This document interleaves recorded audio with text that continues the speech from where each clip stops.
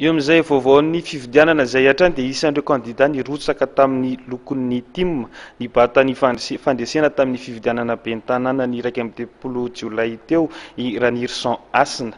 Ny fanatsarana ny tanàna amin'ny akabeny no isan'ny vendohan-drarahany.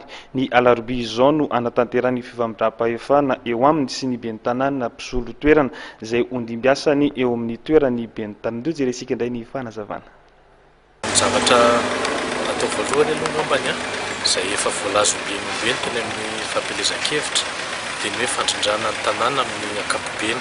Inona moa ilay hoe fandrindrana ny tanàna? Maromaro vitsivitsy ihany izy io. Tsy resaka fotsiny afa-tsy ny fandefana ny fako, ny fanadiovana ny tatatra sy ny elakelan-trano rehetrarehetra amin'ny 20 kilometatra tora-droa eo androany fotsiny. Ny fandaminana an'io fifamoivoizana io izay mampikaikaika ny olona mihitsiny le izy angamba ny fahitako azy tsy mila vola be fa resaka fandaminana tsotra fotsiny. Ny manarak'izay izay tsy kely indrindra dia ny eo amin'ny fomba fitantanana ny commune mila atao tena manatona ny vahoaka ny asa atao amin'ny commune. Inona moa ilay manatona ny vahoaka?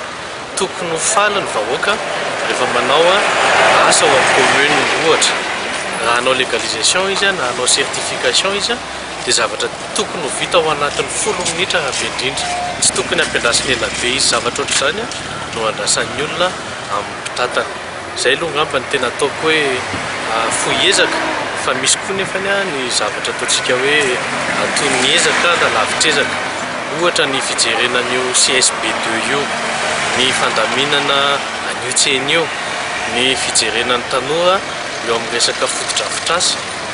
Ohatra hoe fampiraharaha amin'ny ao amin'ny lycée Andoran fotsiny tena nay mba hamokafany ny terrain de foot sy ny terrain de basket mba hahafahan'ny ankizy milalao manao fanatanjahantena mba tsy hironany any amin'ny zava-mahadomelona sy amin'ny zavatra tsy tokony atao.